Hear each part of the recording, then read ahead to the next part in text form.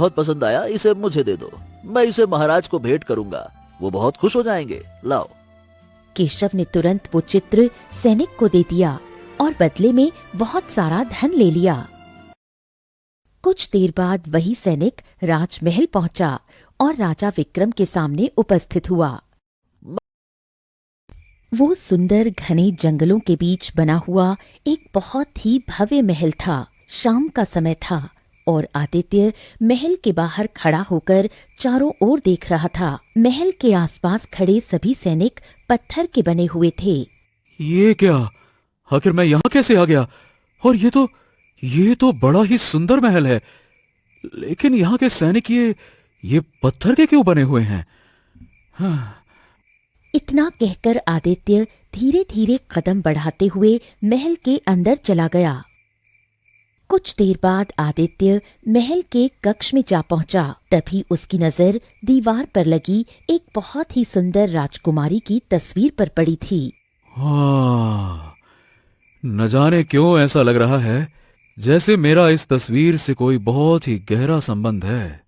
अगले ही पल उस तस्वीर में बनी हुई राजकुमारी जीवित होकर आदित्य से बात करने लगी। मुझे तलाशो आदित्य, तुम्हें यहाँ आना ही होगा। मैं तुम्हारा इंतजार कर रही हूँ। आओ, मुझे और इस राज्य को उसके श्राप से मुक्त करो। ये सुनकर आदित्य को चक्कर आने लगे और अगले ही पल उसकी आंख खुल गई। आदित्य उठकर बैठ गया। उसका पूरा शरीर पसीने से भीगा हुआ था।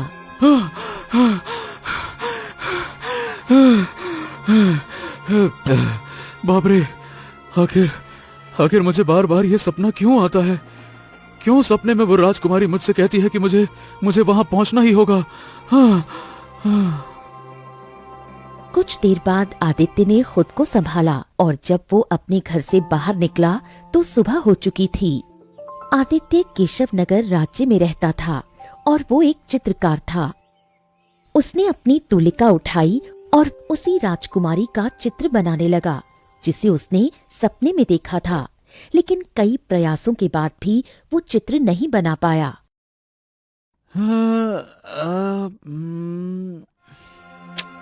ओहो, मुझसे हर चित्र बन जाता है, लेकिन सपने में जिस राजकुमारी को मैं देखता हूँ उसका चित्र आखिरकार मुझसे क्यों नहीं बन पाता? तभी आदित्य के दरवाजे पर किसी ने दस्तक दी। आदित्य ने दरवाजा खोला तो बाहर एक भिखारी खड़ा था। ओ बाबा, क्या काम है तुम्हें, बताओ। भगवान के नाम पे मुझको दे दे, भगवान के नाम पे दे दे। आदित्य ने अपनी जेब से एक सिक्का निकाला और उसे दे दिया। तभी भिखारी की नजर आदित्य के हाथ में पकड़ी तुलिका पर पड़ी। लगता है कि तुम चित्रकार हो। मुझे ये तुम्हारी तुलिका बहुत पसंद आई।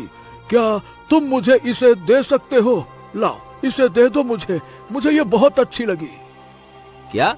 ओ बाबा, तुम भिखारी हो भिखारी, तुम्हें भला इस तुलिका की क्या आवश्यकता है? बेटा, मेरी एक बेटी है, उसे चित्र बनाने का बहुत शौक है, उसके लिए मांग रहा हूँ। ये सुनकर आदित्य कुछ देर के लिए सोच में डूब गया। बाबा, जो मैंने तुम्हें सिक्का दिया है ना, उससे तुम दूसरी तुलिका खरीद लेना, लेकिन मैं ये तुलिका तुम्हें नहीं दूंगा, ये मेरी खुद की है। हाँ, चलो। इतना कहकर आदित्य ने दरवाजा बंद कर दिया। कुछ ही क्षण बाद फिर से दरवाजे पर दस्तक हुई। आदित्य गुस्से में दरवाजा खोलता है।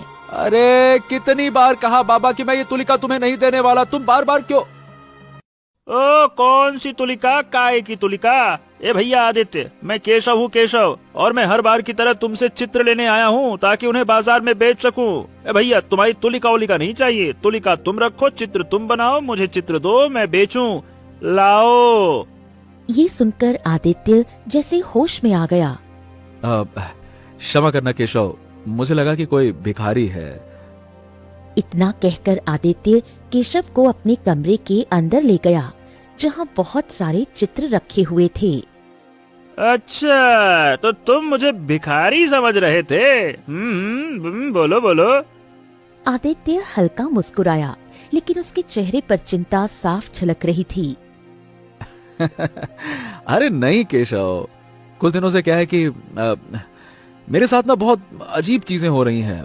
एक तो मुझे लगातार एक ही सपना आ रहा है, और दूसरा सुबह के समय अभी कोई भिखारी बाबा, साधु बाबा जैसा कोई खड़ा होता है और मैं उसे भिक्षा देता हूं, लेकिन वो मेरी तुलिका मांगने लगता है।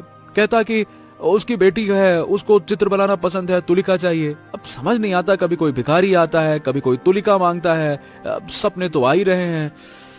हाँ, मेरा तो दिमाग घुमा हुआ है। और साथ में हद तो तब हो जाती है जब पड़ोस में रहने वाली अर्चना ताई भी मुझसे मेरी तुलिका मांगने लगती है। और तो और अगले दिन वो साफ इनकार कर देती है, कह देती है उन्होंने कभी भी मुझसे कुछ मांगा ही नहीं। ये सब सुनकर केशव मुस्कुराने लगा। अरे पगले, तू ना सुबह से लेकर शाम तक और कभी कभी रात भर चित्र ही बनाते रहता है। तुम्हारा दिमाग थक गया है। अब देखो, तुम्हें आराम की सख्त जरूरत है। चलो अब मुझे चित्र दे दो, लाओ। लाओ लाओ लाओ लाओ, ऐसे देखो मत, लाओ। आदित्य ने कुछ चित्र केशव को दे दिए। केशव उन चित्रों को लेकर बाजार की ओर चला गया था। दरअसल आदित्य बहुत सुंदर चित्र बनाता और केशव उन्हें बाजार में अच्छे दामों में बेचता था। दोनों उस कमाई को आपस में बराबर बांट लेते थे। केशव बाजार में चित्र बेचने लगा। तभी वहां एक सैनिक आया और चित्र को ध्यान से देखने लगा। अरे वाह, बड़े ही सुंदर चित्र हैं तुम्हारे। ये बताओ, क्या तुमने बनाया है? केशव चौंक गया। अरे नहीं नहीं नहीं नहीं नहीं, ये मेरे पड़ोस में रहने वाले चित्रकार आदित्य ने बनाया है। वो तो घर से बाहर ही नहीं निकलता, अपने चित्र मुझे दे देता है। मैं आधा मुनाफा रख लेता हूँ और आधा उसे दे देता हूँ। ये सुनकर सैनिक मुस्कुराया। ठीक है, तो मुझे ये वाला चित्र बहुत पसंद आया, इसे मुझे दे दो। मैं इसे महाराज को भेंट करूंगा, वो बहुत खुश हो जाएंगे। लाओ। केशव ने तुरंत वो चित्र सैनिक को दे दिया और बदले में बहुत सारा धन ले लिया। कुछ देर बाद वही सैनिक राजमहल पहुंचा और राजा विक्रम के सामने उपस्थित हुआ।